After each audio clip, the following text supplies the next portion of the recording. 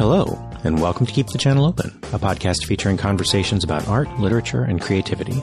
My name is Mike Sakasagawa, and this is episode 120. Today's guest is Kazim Ali. Hello, everyone, and Happy New Year. For our first episode of 2021, I'm talking with writer Kazim Ali. Kazim Ali was born in the United Kingdom and has lived transnationally in the United States, Canada, India, France, and the Middle East. His books encompass multiple genres, including several volumes of poetry, novels, and translations. He is currently a professor of literature at the University of California, San Diego. His newest books are a volume of 3 long poems entitled The Voice of Sheila Chandra and a memoir of his Canadian childhood, Northern Light, Power, Land, and the Memory of Water. I first became acquainted with Kazim's poetry when his poem No Name appeared on the Poetry Foundation's Poetry Now podcast a couple of years ago. It's a short poem, one that plays with sound, alliteration, assonance, rhyme, and near rhyme, to sort of explode meaning in a way that I found fascinating. That poem also appears in Kazim's newest collection, The Voice of Sheila Chandra, as one of a few short poems that separate and bookend the 3 long poems that make up the majority of the book. Sound is something that is heavily important in this book, even in the title, which references the Indian-British singer Sheila Chandra, whose musical career had to end due to a neurological disorder called burning mouth syndrome, which causes intense pain when she uses her voice. The poems here bring together history and philosophy and personal experience and sound and silence to create such a profound experience. I'm so glad that I got the opportunity to read this book and to talk with Kazim about it. A few things before I get started. First, I've put links in the show notes to where you can purchase The Voice of Sheila Chandra directly from the publisher, as well as a link to pre-order Kazim's forthcoming memoir, Northern Light, which comes out in March 2021 from Milkweed Editions. I also, as always, highly recommend ordering or pre-ordering from your local independent bookstore. Also, Kazim has a number of readings and panels and other virtual events coming up in the first half of the year, starting on January 21st with a panel called The Practice of Visceral Engagement at the Manifold Experimental Criticism Symposium. You can find all of Kazim's upcoming events on his website at kazimali.com/calendar.html, and there's a link in the show notes for that as well. Finally, a quick programming note for the show. Our next episode will be a KTCO Book Club conversation with writer William Henry Morris. We'll be discussing Sofia Samatar's 2017 short story collection, Tender. That will be airing in 2 weeks on January 27th. And if you'd like to read along beforehand, you can purchase an ebook version from Small Beer Press. And there's a link in the show notes for that. All right, let's get started. Here's my conversation with Kazim Ali.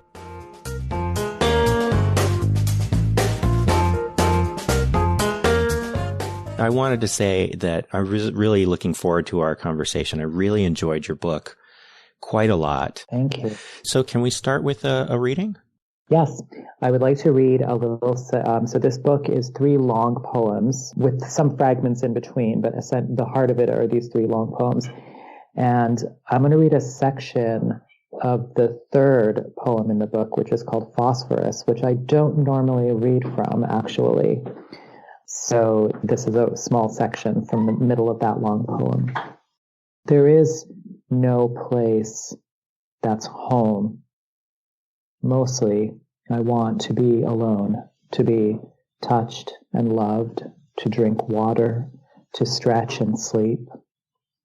My animals wait for my animal heart inside. I single out this one stairwell to go into and cry.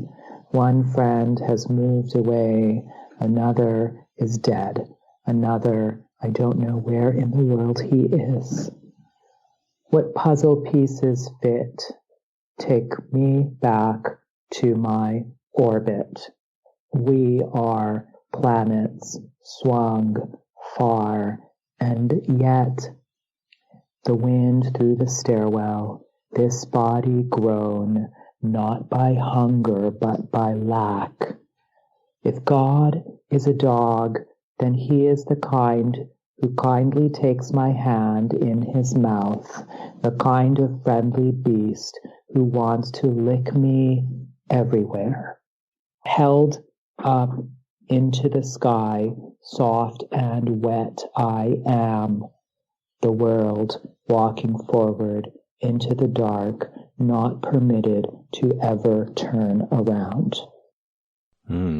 Thank you.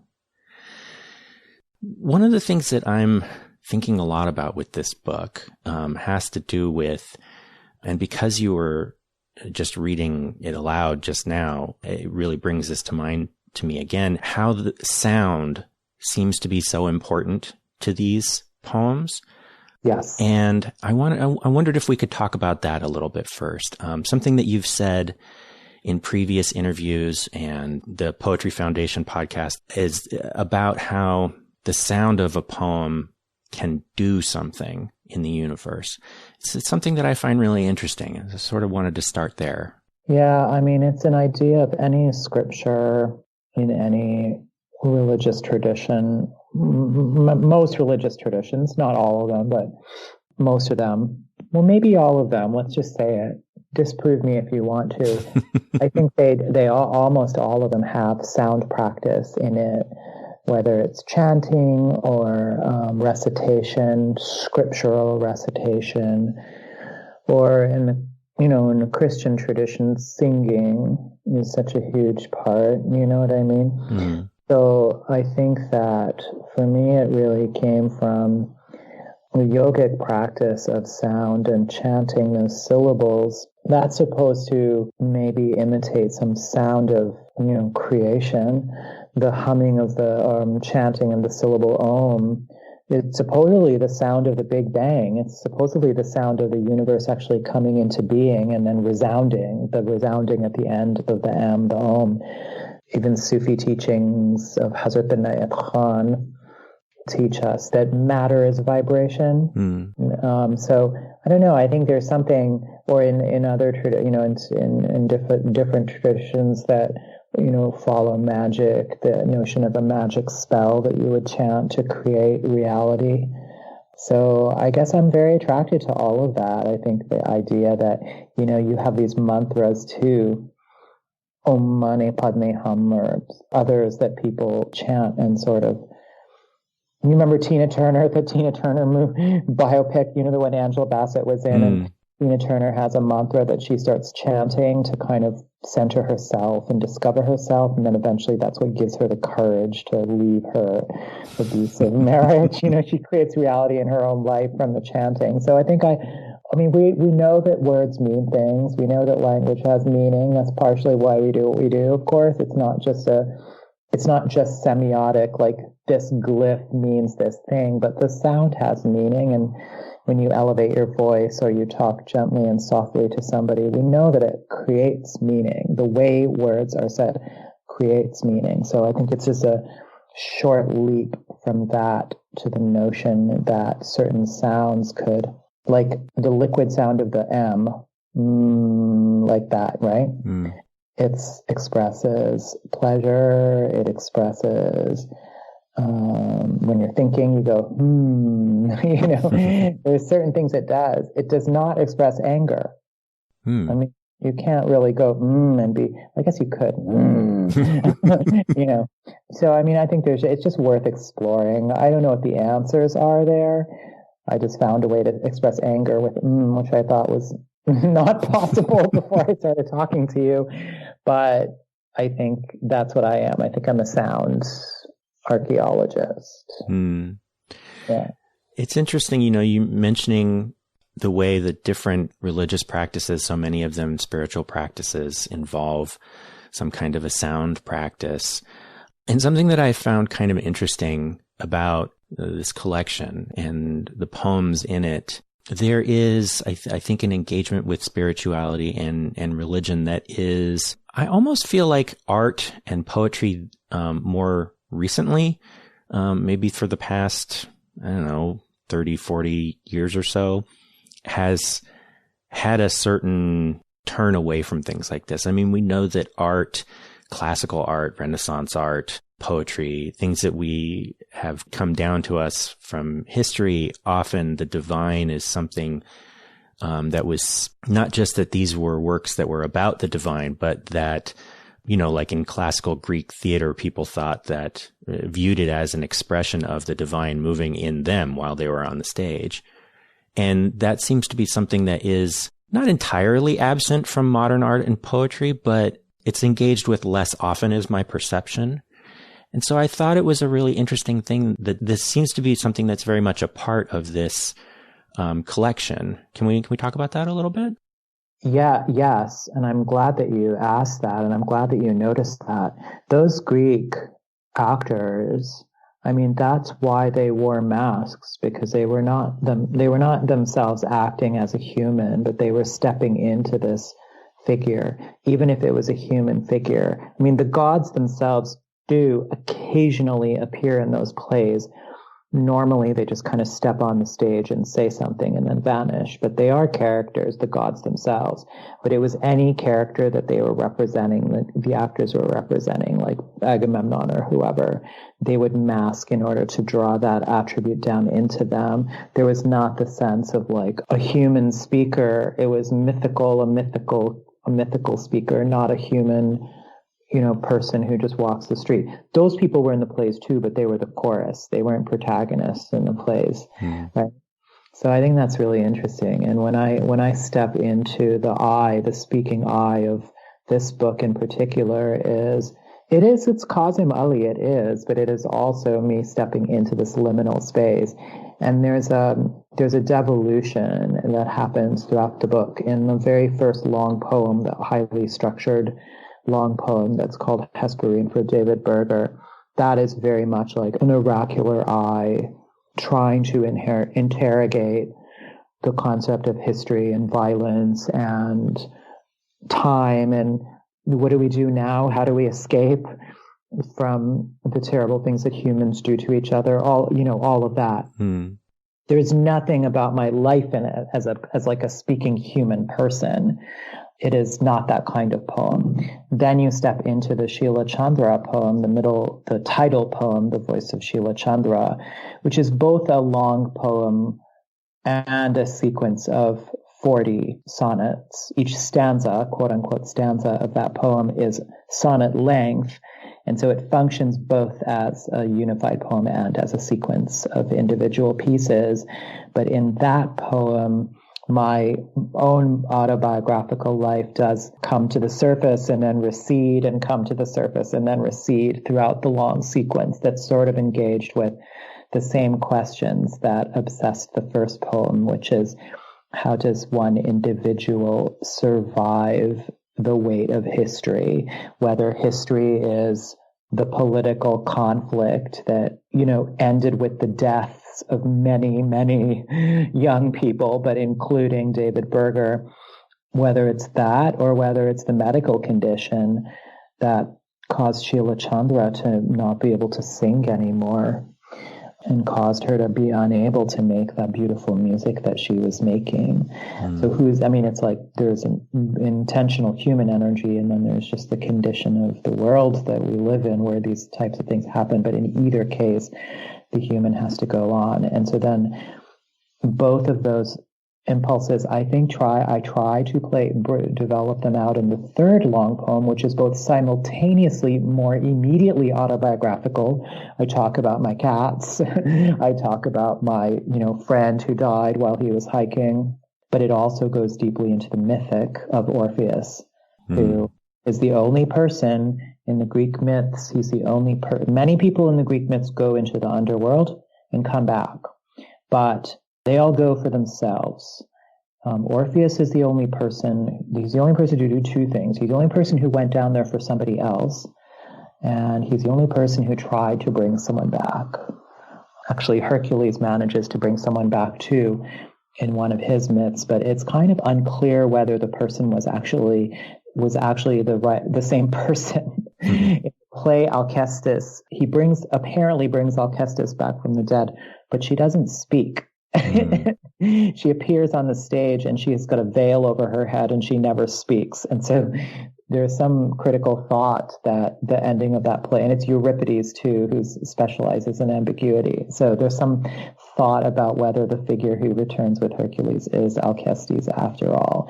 But Orpheus went down there and sang to the dead and convinced them to allow him to bring someone back. And so at the beginning of the book, I was trying to revive David Berger from death, and at the end you have Orpheus who simultaneously tries, and of course he pays a very heavy price for that. Yeah. So you mentioned the form of the middle poem being composed in sort of, you've called them before unbuckled sonnets. Where did I say that? I'm curious to know. I think you've said it in a couple of different interviews before, but I know that you mentioned that in the when you were talking with the Asian American Writers Workshop. Okay.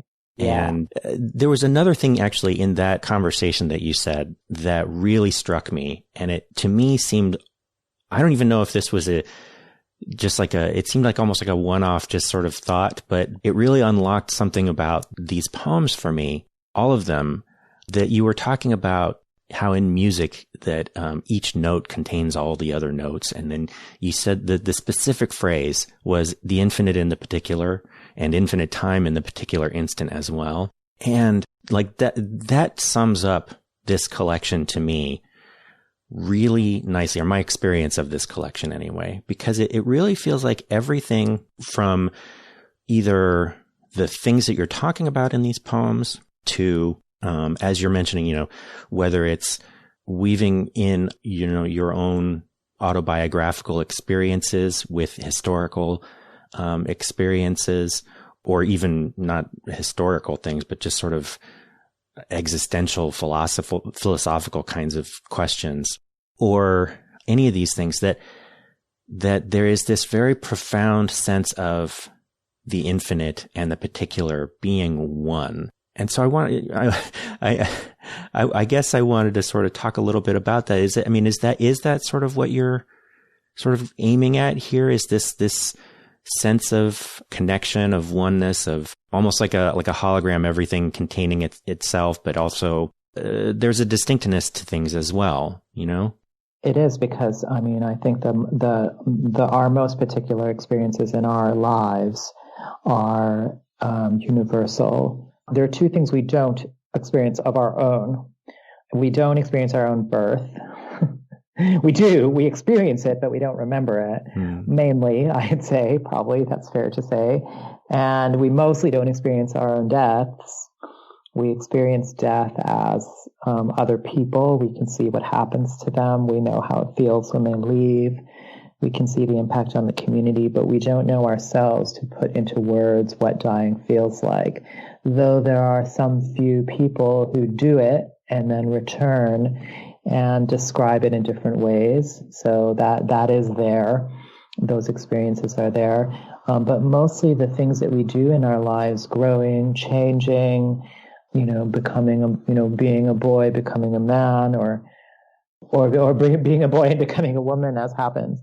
But we change, our bodies change, and age, some of us experience that, not everybody does, but do you see what I mean? These are all like fully universal, and yet every single one of them, everyone from the beginning of time to now, is completely particular to the person and completely unique, the way that we experience it. Each individual life is distinct. There are no two people who've ever been alive through all space and time on this planet or any other planet that is 100% alike to the other.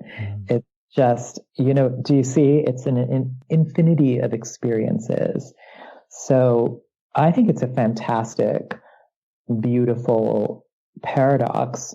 This, most creation myths, once again, talking about the spiritual traditions and sound, but most creation myths involve order coming out of nothingness, or it's something coming out of nothing, or order coming out of quote unquote what is called chaos. And yet, I think as we learn more about how this universe behaves physically, what its laws of nature are, chaos plays a much larger role than we thought.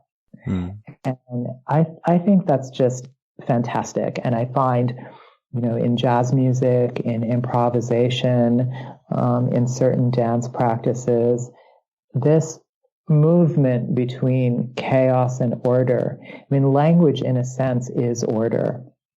We're ordering things. We're saying this word means this, that word means that. So I was in a workshop. I was listening to a lecture once, and it was at the Frost Place, which is not Robert Frost's main house in Vermont, the famous one that everyone knows, but it's a house that he once lived in for a while. I don't know how long, in New Hampshire, and it's now become an artist colony, and it's called the Frost Place. So I was listening to a lecture there, and it was Ellen Bryant Voigt. She's a poet. Do you know her work? I don't. Okay. Ellen Bryant, with a T at the end. Ellen Bryant Voigt. And she was giving a lecture on order in poetry. And so she gave us an exercise at the beginning of the lecture. She said, I want you to just make a list of some kind. It can be fruit, colors, some category. Choose a category and make a list. Free brainstorm. So we all did that, came up with a list. I did fruit. Then she said, and now I want you to order your list in some way, just create. So we all did that, and she had everyone read out their list, and everyone had their different ways they were ordering it. And she said, this is the Apollonian instinct in art is to order. And I said, because of course, had to be me, I said, well, mine is, what if it's completely disordered? What if there is no order? What if we intentionally work for disorder? And she said, well, that would be the Bacchanalian, the Apollonian and the Bacchanalian. And she said, probably 99% of every poet is going to fall on the Apollonian side. There's some order you're giving to it.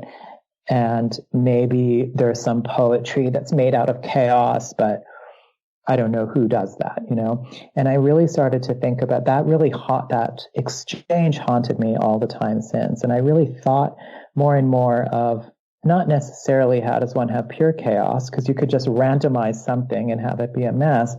But how could you bring chaos into the work, acknowledge it, privilege it, allow it to be one of the quote unquote, organizing principles of the work? Because I don't think the point is order versus chaos.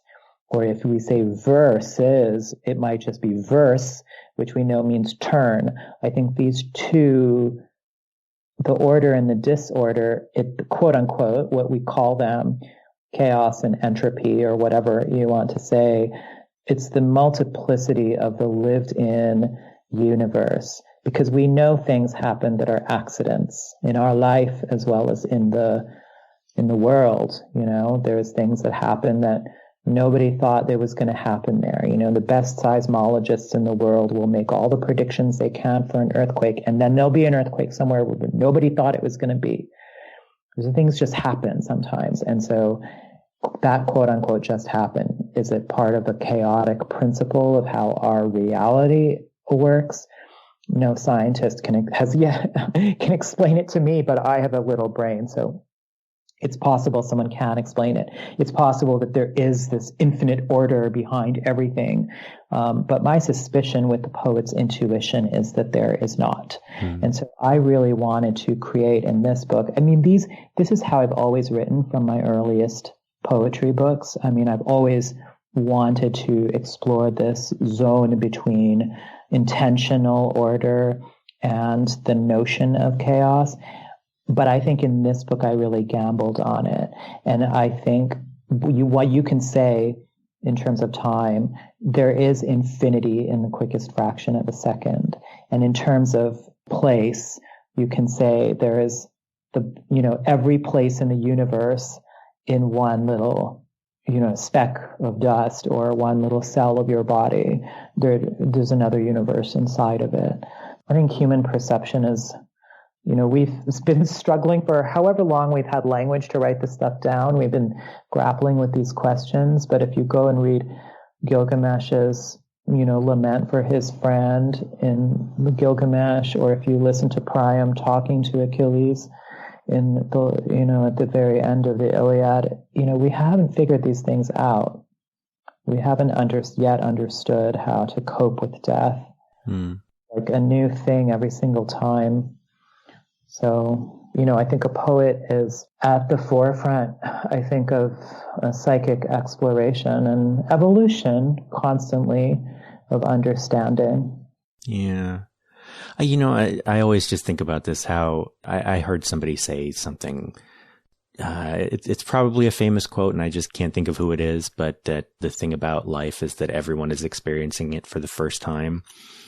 And that whether you see that as an opportunity or a joy or a tragedy is sort of, says something about yourself. But one of the things that I'm thinking about as you were talking too is, you're talking about the Apollonian versus the Bacchanalian impulse. Certainly those were two different expressions in classical religion.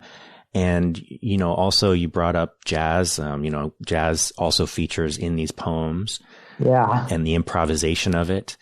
And one thing that's coming to mind for me, funny thing, actually, my classics professor in college, he used jazz to explain the difference between the Apollonian and the Bacchanalian. I thought that's just a funny coincidence. But the thing that really comes to mind for me too is how, I first experienced these poems as words on a page, which are, going to be a fairly static thing. It's an object now. But then, of course, hearing you read them aloud is kind of a different experience. And I'm struck by, since we made those allusions now to jazz improvisation and to classical theater, how, and even specifically to Homer, how, in the classical period in Greece, poetry was understood to be an oral thing. And in so many other cultures, poetry is an oral thing, how the spoken word is something that is more alive and dynamic than the more static written word. And I feel like there is something in these poems that is playing with this as well, maybe trying to access the one through the other, or maybe narrow the distance between them. But I how does that strike you? I'm not. Yeah, 100%. And I do. I mean, I in my earliest days as a poet, I was primarily a spoken word poet. That's how I wrote, and that's what I wrote for, was to go to the readings. And I never actually slammed in competition, but I would go to the open mics and recite. And when I wrote to recite. That was the purpose. And I don't think that's ever changed for me, even though I've been publishing these books and I've been writing a different kind of poem these days, but it's still meant to recite, still written to speak out loud. And I think that, like those cultures you invoked, I think contemporary culture is the same. I think spoken word is more important to more people than written poetry is. I mean, if you ever go to a poetry reading versus a spoken word poetry event, those events are, packed with 100 people or 1,000 people. And it's not just in the United States, it's all over the world. When I went to India, I've been there many times, but I went in 2011. I was at a festival called the Prakriti Festival in Chennai, formerly known as Madras in the south. And we went, I was there, I was going around during the day, doing readings talking to students during the day and doing readings in the evenings at different bookstores and stuff like that. And those readings were probably, they were good, fun readings, 20 people, sometimes 30 people. One night there was an event that was a spoken word event at one of the local high schools. And one of the people who was with us at the festival was a spoken word poet herself. And so she was one of the judges for this event. So we went to that event to just support her. There were thousands of people there. So people care about poetry, but it is oral poetry and performed poetry. The audience for that is greater than reading poetry out of books. I love both. I would love to keep having poetry written in books, very much so. And I think there are different craft considerations. When one is writing for performance, it is closer to writing a dramatic monologue than writing a kind of poem in the traditional lyric style, or all of the different possibilities that poetry has on the page that don't always translate the same way. I think most often those spoken word pieces do have an autobiographical component, or they have a speaker who is a character there, but there's some kind of grounded speaker, as opposed to the more hermetic lyric, which I favor, which I have devoted myself to my entire career, but it's still meant as a recitation. I mean, I am a spoken word poet. One of the things that I think about here is, the experience of hearing a poem aloud is active in a certain way that can't really be replicated on the page. That, literally the vibrations in the air are doing something in your body, right? Yeah. Oh, yeah. But also, yeah, I'm also thinking too about, there was a line in the title poem, like a line and just a little fraction of another line, which says, to stay on course, you have to pay attention. And when I'm steering the boat. Yes. Yeah. Yeah. Yeah. Because you have to cut across the waves because there were so many yachts and the wakes were quite strong. And if you get caught at the wrong angle to the wake, it will tip you right over. We were in a really small boat.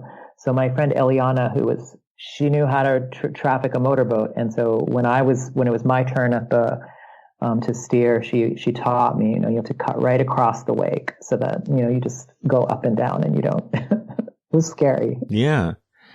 But, there's something about, I think, just the act of living that speaks to. There's something about definitely the act of writing, of creating art.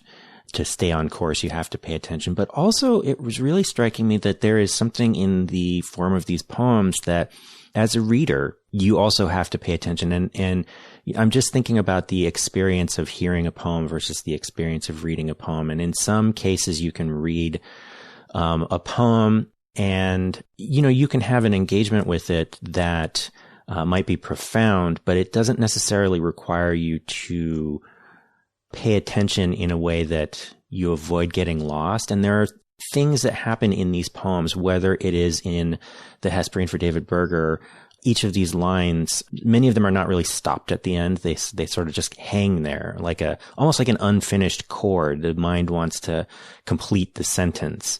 Or in Phosphorus, you have these grids of words, where the word itself, and even to a lesser degree in some of the other poems where you will have just a hyphenated word stretch over the edge of a line. And there's a way that, if you are not paying attention as the reader, or even sometimes if you are, it kind of requires you to say, okay, wait a second. I need to stop. I need to go back. I need to, what's being said here? Or what is this word? Like you think the word is going to be one thing, you get to the next line and it turns out it's something else.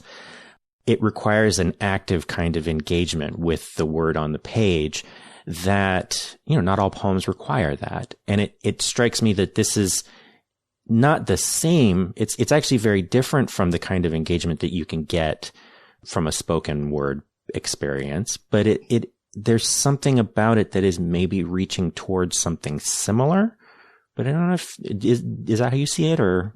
Yeah, I absolutely do. And first of all, I want to thank you for noticing that there are moments, the word grid moments, where you don't always know what you're reading and you maybe even have to backtrack and go back. You get tied up in a certain reading and then you realize that wasn't even the word and you have to backtrack and reread it again, which I love. It turns the practice of reading into almost divination in a way. Or imitates what it must be like first when one first learns to read. But I appreciated that you recognized that there are moments like that happen in the earlier poems too. With Sheila Chandra, in the title poem, there's a place where I say, where is I want to find it? Oh, she merged with the vibe. That's the line. But on the next line is ration of the drum. And vibe is also, they can be vibration, because it's actually vibration of the drum surface vibration, but the way you read it is two different ways. And then in another poem it says long before she lost it, drift, and there's a hyphen, and then there's an S on the next line, so it's drifts. Long before she lost it, drifts. But the S is also next to the word unanchored, so one can read long before she lost it, drifts unanchored. But it's also, because the S and the unanchored are on the line together, sun anchored also kind of comes to mind.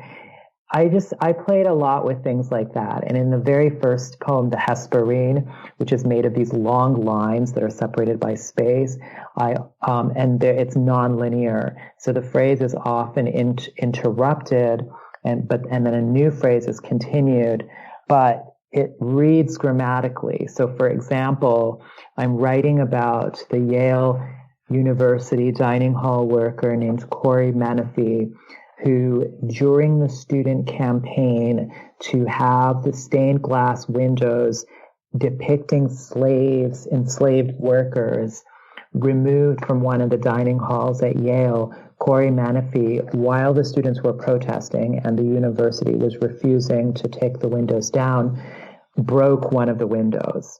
And so the line is, from the poem, what Corey Menifee did is he climbed up on top of a table in the dining room, and with the long handle of his broom, and then there's a break there. Many pages later, it picks up with Corey Menifee again and says, shattered the panes of the stained glass window. But what happens immediately after, with the long handle of his broom, on page 3 of this poem, is the line, sang in bits and pieces to God the road you knew, which was the confusion road, the one made of all your wrong turns. So he sings instead of breaks the window grammatically, although it's a skip and it's a separate line. And then much later in the poem, the Qawwali singer Amjad Sabri is introduced, and he's the one singing in bits and pieces to God, but his verb has already appeared. He hasn't appeared yet. So the poem itself is like a little bit of a fever dream, a little bit of a divination in a sense. Yeah, I really feel like that is something that makes that poem, but really all the poems, they really reward rereading and engagement over time to see sort of, that wasn't something that occurred to me the first reading, but on the second, the third, the fourth reading, you start noticing those connections, oh, wait a second, this is sort of 3 pages later, this seems to... He pops up again, you're like, wait, who's that? Yeah. Something in particular you mentioned about that poem is how it's long lines. It's all just one long line per line and separated by a space. Similarly, in the title poem, you have these sonnets, they're separated by space. This idea of absence or silence comes up throughout. And, for example, of course, Sheila Chandra's loss of her voice, her silence, the Vanta black that's so dark you can't tell whether you're looking at something that's recessed or in relief. Agnes Martin's shapes of white absence, or in the Muslim practice of not depicting God, but only gesturing with blank spaces. Mm-hmm. So this idea of blankness of silence, there's so much in here about sound, right? Whether it's the sound of the words in the poem or the sound of Sheila Chandra's voice or the sound of the Qawwali song. But there's also so much about silence, about absence. And we talked a little bit about what sound enacts, and I feel like I'm led by these poems to consider what is communicated by silence, what does silence enact, and in particular too about just formally the words as a visual thing, how the white space on the page, what that also communicates or enacts, because it seems like that's a similar question, no? I feel like I've been wrestling with that my entire poetry writing life. What's the relationship between expression and silence? Because I think that's what makes music music. It's the pause and the space between notes, right? That's what the impact is really. Otherwise, it would be one long drone, one long note. Although Sheila Chandra showed that even a drone can be music, of course. But I think what makes a poem is the silence in between the lines and the words. And so in my first book, I think I was, as a younger writer, but I was really obsessed with physically showing the pauses. And so a lot of times I was doing, in that book, it's called The Far Mosque, there are a lot of monostychic stanzas, one line as a stanza. And then instead of a single hard return in between lines, I would do 3 or 4. So you have this poem of like maybe 6 lines, but they're scattered across the page. I was really, really trying to use the physical space of the page to kind of score the silence.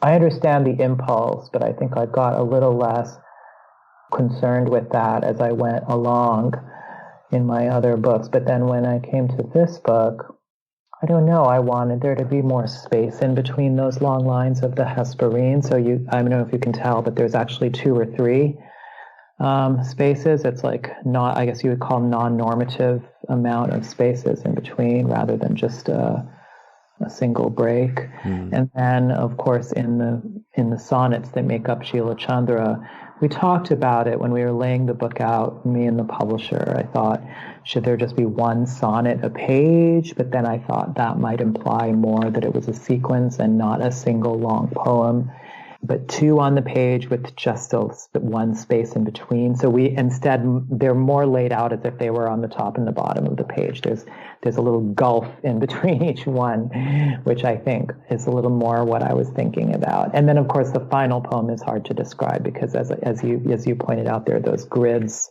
that run through that are quite different from anything else that came before. For me, one of the things that comes up when I'm considering the space on the page is how, and this is especially not just the first poem, the Hesperine, but especially that one, how each line is sort of an island, right? It's like it's its own thing, sort of spatially, physically by itself, but it is in conversation with the line next to it, and it is also in conversation or continued by lines later on. How all of these different things, they're woven together.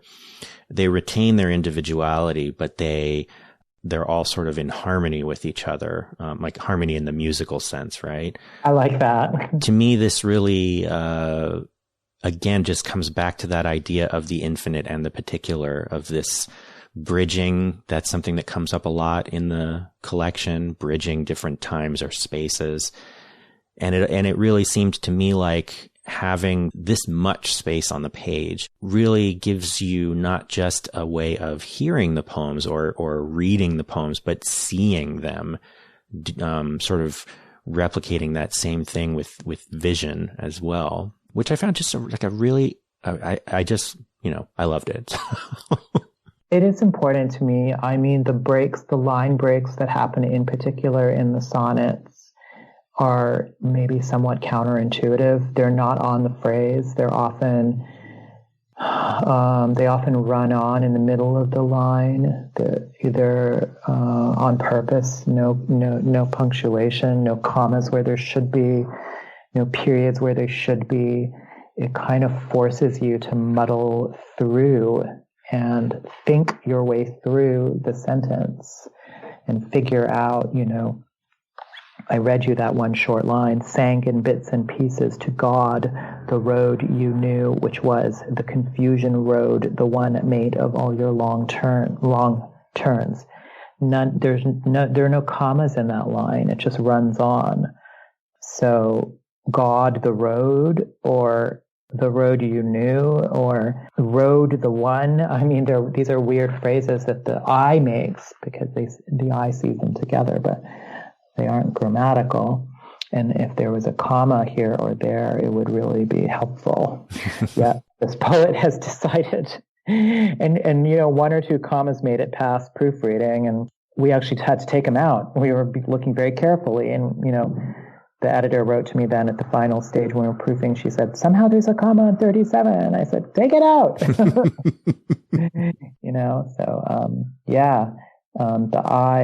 The the eye reads as well. Well, I think we need to move it to the second segment. So we'll take a little break. We'll come back and do that. But I've really enjoyed this conversation. Thank you. Thank you so much.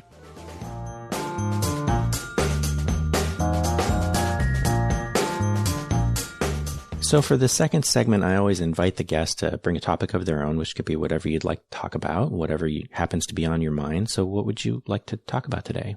I mean, that's very broad. So you mean related to the book, or no? It could really be anything. Yeah. Are we just going to talk about music? Should we could talk about music. I mean, of course, music. I know music is something that's important to you personally, and you've talked about that in other interviews, and about how music is important to your process as well. So sure, we could talk about music. Yeah, tell me what you listen to. Oh gosh. Well, lately my music listening has sort of been, I mean, I've always had sort of, I don't know, this sounds kind of douchey to say, but like eclectic taste. But, I think lately I have been doing a combination of the sort of, tween pop that my daughters like to listen to, and, a lot of show tunes. And yeah. And then, just sort of here and there, whatever comes across my feed, checking out what my friends on Twitter are listening to. Sure. It's sort of interesting in this year, normally I try to listen to, 10 or 12 new albums in a year just to sort of see what's happening out there. But this year I've really been heavily leaning on stuff from a long time ago, like old, like Rodgers and Hammerstein kind of musicals. I thought you were going to say like Tina Turner or Cyndi Lauper or somebody. You mean like old school. Yeah. I went through a phase when I was in middle school and high school where I was really into swing music and pop standards. So, like listening to like Bing Crosby and Glenn Miller, and I don't know. It was, I that never really left me, but, lately, like just this morning, I was, singing while I was making my breakfast, I found myself singing, a song from Oklahoma, the one that, I never know the title, but it's like, don't stare at my face too much. I don't even know the words. I don't know that one. I don't know that one at all. But, Cyndi Lauper, who I actually really love, I think she's so great. She's got such an expressive voice. She actually did an album of those old standards that you're talking about. Did you know that? I didn't. It's called At Last. And she sings that song At Last, but she sings all of those other ones too. They're so good. She has a cover of Unchained Melody on that is just the best version of that song, I think. Yeah, she's really great. I listen to Alice Coltrane a lot. I listen to Sheila Chandra, of course. I went through a phase maybe, because I don't listen to too much of it anymore, but it was a long phase. It was probably 15 or 20 years, where I was really obsessed with Yoko Ono's music, which is really interesting. I mean, she got a terrible reputation, but she's very interesting. She has, some of it is sort of more experimental, and then there's some that is more kind of dance music. She's really popular with DJs, and especially not in the United States. I mean, if you go anywhere in Europe, people are obsessed with Yoko Ono. Or if you're in a club in Europe, it's some song will come on and, you'll be like, who's this? And it's Yoko Ono. And she did a bunch of albums in the 70s that were sort of proto-punk almost. Really interesting musician. So I don't listen to it very much anymore, but at least partially that's because I used to mostly listen to music when I drove. And don't really drive anymore. But we listen to a lot of Indian music in this house. We listen to a lot of Sufi Qawwali, including Amjad Sabri and Abid al-Parveen and other Qawwali singers. And I listen to a lot of Kirtan, like Krishna Das and those types of people. So yeah, it's just, I don't know. I have I guess also an eclectic taste, because I also love to listen to Tina Turner. Yeah. I remember when, I kind of tend to go through phases with things. And I find that what I am listening to, I don't know, it always sort of says something about where I am at that exact moment. Like I remember in early high school, I got really into blues music and I was listening to a lot of blues from the 1960s, taught myself how to play harmonica. Oh, cool. That was like a staple of my listening all through high school. And then for some reason, I just never really kind of got back to it. After college, every once in a while, I'll put a Muddy Waters record on or something like that. But I don't know, there's something so personal about music. And sometimes even I don't understand what it is that's pulling me to a certain singer or artist or song. But, sometimes something that I've been listening to for many years will all of a sudden I'll be bored of it and I can't come back to it. Or sometimes, like I was mentioning with the show tunes, something I haven't thought about in a long time, all of a sudden will just, even without me listening to it. I mean, I can't remember the last time I listened to the soundtrack of Oklahoma, but it just, it was in my head this morning. You know what I mean? Yeah. I mean, of course, that's what music does. It lives inside your body and it lives inside your brain. That's the concept of the earworm, I guess. I always wanted to learn how to play an instrument and learn how to make music. And it's something I never took time for when I was younger. And I didn't really have the not inclination, what is it called? The aptitude. Yeah, I didn't have the aptitude for it. And I definitely couldn't learn how to read music. I had a hard time with that. And so, my dreams of becoming some kind of instrumental person disappeared. But I wonder if I couldn't just, get a guitar and maybe at least learn a couple of chords so I could strum and feel like I was making some sounds. Yeah. Yeah. I feel like the impulse towards music is something that's I want to say it's innate to everybody, but I guess there are some people that music just isn't important to. I can never quite understand those people. No, I love it. And the other thing, here's what I really, I could and should do is I did study music theory when I was trying to learn how to play it. I had to study the theory. So I do know what chords are and what keys are, and I know the different kinds, and I know on the keyboard I know what goes where, and I know what a third and a fourth and a fifth and all of. I mean, I know what all that is, but I've just never been able to play actually. So I feel like maybe I should just, God willing, we are at the end of lockdown. But people say like, oh, take up some, new learning practice or something. So I've been studying Urdu actually, which I grew up listening to in my house, but never spoke. And so I have a tutor now, and I every week we get on together and we have an hour where we talk in Urdu, So maybe I should get like a little cheap keyboard and just try to not learn, but like be illiterate, but just try to make sounds and see what it feels like. The funniest thing, you're talking about aptitude. I've taken lessons in 3 different instruments. I tried to do violin and clarinet when I was in elementary school. Oh, I love both of those instruments. I love them now too, but I didn't love them at the time. And then I tried to do guitar when I was in high school, and I never really got past learning scales and some basic chords. And especially when I was in high school, I mentioned I was really into blues music, and blues has such a regular structure. It's not hard to sort of conceptually understand how to do blues improvisation. But for me, whenever I would try to do it, it would just sound like I was playing scales. I could never quite get there. To get the hang. Wait, is there such a thing, as an uneducated person, is there such a thing as a blues clarinet? Is that an instrument? I don't know. I know there's jazz clarinet, but I don't know that I've ever heard blues clarinet before. I'm curious. I mean, one would think. I love the sound of a clarinet solo, or what else? Oboe.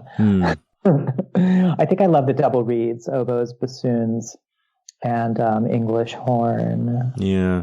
Yeah. I always just sort of think to myself, like, I would get so frustrated with myself I always felt like I had a thing inside me that was trying to get out, and I just couldn't get my fingers to do the thing that I wanted, so that it always just like I had the building block. I knew the scale, right? Like I could say, okay, here's the fingering for the pentatonic scale, but it would just sound like I was doing a scale. It would never sound like, these blues guitarists that I would listen to, B.B. King or any of the Three Kings. I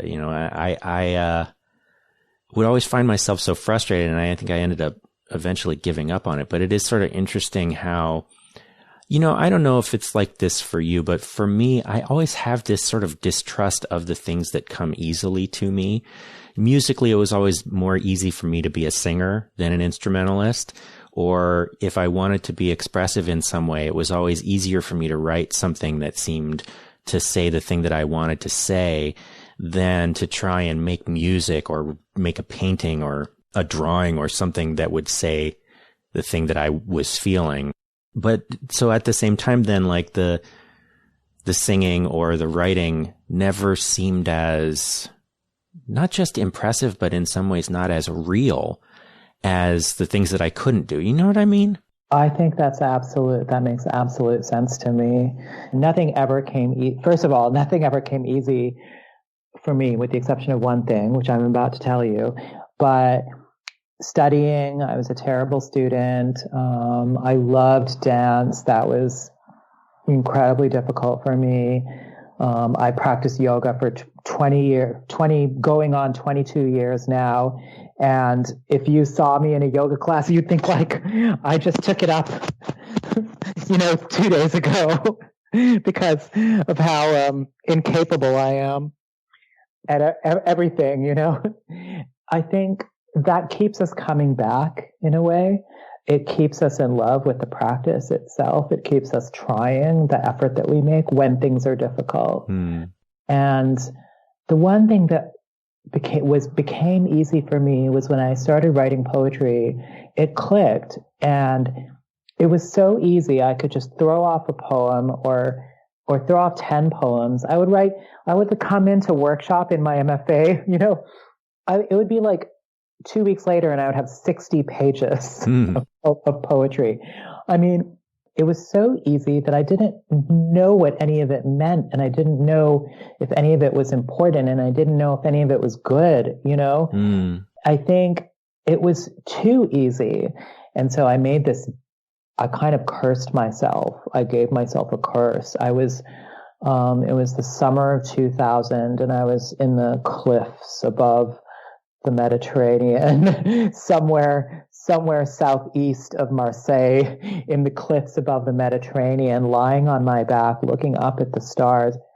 And I swore to myself, I said, I want difficulty, and I don't want anything just to be so simple to write it down on the page. I want to have to struggle and labor and give myself over in servitude.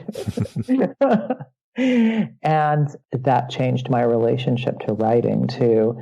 Even if I do write a page just like that, it's like I hold it so close and work on it for so long now. I mean, I think that is something that a younger writer maybe believes, and every new page is brilliant or genius, and it's an expensive lesson to learn that one must bring all of one's own resources to the writing, I appreciate the difficulty, and the difficulty does not necessarily mean time, because some things I've written very quickly. My book, Bright Felon, which is probably close to 100 pages long, I wrote in about 3.5 months.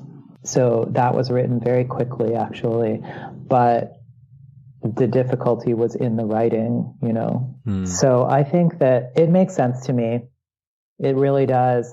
And it also meant that I was never able to become a musician, unfortunately, which I should have been able to do. Yeah. I feel like one of the things that has been for me an interesting process is learning how to... It is exactly that thing that you were saying of like, this came easily to me, so I have no idea what it is or if it's any good or what this means. Mm-hmm. That is something that with my photography, was very much, I'm still not there with writing yet, but with my photography, I always think of photography as being very immediate, almost like, I've heard other people describe it this way, like falling in love at first sight. I see something and I immediately react to it. And then I do my best to be able to capture it in a way that reflects the thing that I felt in that moment so that I can share that with other people. And, you know, obviously I've done a lot of work to hone my craft, to learn technique, to learn the rules, learn how to break the rules, learn, you know, different ways of both photographing and printing and things to give myself more tools to use. But still, photography is always so immediate for me. And in the beginning, I had a lot of trouble with knowing, is this any good? Like, does this matter? Is this just crap or what? And finally getting to the place where, I mean, for the most part, photography still is pretty easy for me. And learning how to trust my instincts has been a real process for me. I still haven't quite gotten there with writing. I'm a little closer on essays than I am with poetry, but of course I've been writing poetry for probably 30 years now too. I mean, 25 years. And when I'm finished writing a poem, I just look at it and I was like, God, I don't know what this is. You know? I think that's normally a good sign. If it's like something that you've written that is a little mysterious or confusing, it means that there's something in it that is beyond what you already know. Yeah, I remember I was talking to Julia Dixon Evans at one point for the show, and we were talking about sort of generative writing and talking about how for me writing is always such a laborious process that I always sort of have it in mind that I'm trying to do a thing, whereas with photography, I'm just always reacting. And she pointed out, well, why couldn't you do that with writing too? And I said, that's a good idea. I don't know how to do that yet, but maybe I'll figure it out. I did, yeah. Just the notion of the portrait or the something that is like observational recording. Yeah. Do you find that with music, I mean, of course, like what we listen to is sort of going to be, you know, even if the reason might be mysterious, there's something inside us that's going to be pulling us in a certain direction towards or away from a certain piece of music or kind of music. Do you find that in your creative practice that you tend to like have a certain relationship to music, or you know, that the music that you're listening to or not listening to sort of goes along with what you are making? Yeah, very much so. I had a sequence in one of my earlier books called Ocean Street, which was written while listening to Alice Coltrane. And in this book, the Hesperine for David Berger was written while listening to Sheila Chandra. And the notes that I was taking, I would do free writing every morning before. The poem itself, as you see, is highly, highly structured. And so every day before I sat down to work on it, which it was very much like composing a piece of music or constructing a building with the struts and moving them around and, you know, plotting the different strands.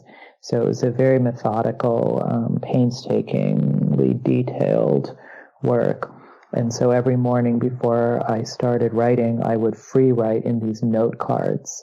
And then I would write while listening to Sheila Chandra's music. And it's those note cards that I then later, many, many, many months later, started transcribing and then shaping into the poems that became The Voice of Sheila Chandra, the title poem. I always find it just so, it's always just interesting to me to hear when an artist says, this is what I was listening to when I made that, because I do feel like the one sort of echoes in the other. You know what I mean? Yeah, I think that concept of the notion of the echo is exactly it, because the echo is not a diminishment of the original sound. The echo is the continuation of the original sound. And it's heard differently, but it is as real. So, I mean, I had this conversation with Sheila Chandra herself when we were talking about what is it like to have lost the expression, And so on the one hand, she's moved on, she's living her life, she's doing other things that are important and valuable. Among them, she actually coaches and mentors young artists, and she takes that work very seriously. So the notion of talking to her about her voice and singing, which is something she no longer does, on the one hand, of course, it causes her great pain because that was her way of being in the world. On the other hand, she has turned her own corner and is doing, new work now, her own new work in the form of mentoring younger artists. And then on the third hand, that music all still exists in the world, through the magic of recording. And we all still experience the voice of Sheila Chandra. That's lovely. There's one question that I like to end with. Yeah. And that is, if there is a piece of art or literature or creativity in some form that you've experienced recently that meant something to you. Yes. I mean, I read so many beautiful pieces of books of poetry and essays and philosophy. So in a way, for me, it's an embarrassment of riches.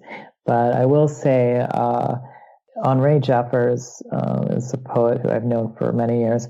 She's recently published a book called The Age of Phyllis, which is a evocation and exploration, interrogation of the life and work of Phyllis Wheatley, the American, early Black American poet. And it's absolutely devastating book with an incredible scope and absolutely current, because she relates the injustices of slavery and the terrible injustices of American life today, including the children separated from their families at the borders and other ways that we have betrayed our true spirit as a free nation that is open to all people. So I think it's a really, really important book. I'm talking about it to everyone I can, as much as I can. I think everyone should read this. I think this should be, what if every American, they have those cities, what if everyone in Las Vegas, read the same book, or what if we have one in San Diego, I should propose this book for that. I think every American, every person in this country should read that book. Well, thank you so much. Thank you for talking with me. I really appreciate it, and I really enjoyed our conversation. Thank you so much. I appreciate it too, and I look forward to hearing how you put it all together. Okay, as I mentioned at the top of the show, there are purchase and pre-order links in the show notes for The Voice of Sheila Chandra and Kazim's forthcoming memoir, Northern Light. And you can find the full listing of Kazim's upcoming virtual events at kazimali.com/calendar.html. Do check those out. And that is our show. Editing and mixing on this episode is by me, the music is by Poddington Bear, and transcription help on this episode is by Shea Aguinaldo. We're coming up on the show's 5th anniversary in a couple of weeks, and whether you've been listening from the beginning or if this is your first time, if you've enjoyed the show, I would deeply appreciate it if you'd leave a review on Podchaser or Apple Podcasts. There are links in the show notes for both. And you can find all of the rest of the show's social media information, email newsletter, show notes, and transcripts at keepthechannelopen.com. Next time, I'll be talking with writer William Henry Morris in a KTCO book club conversation about Sophia Samatar's story collection, Tender. That will be coming on January 27th, so stay tuned for that. And until then, remember, keep the channel open.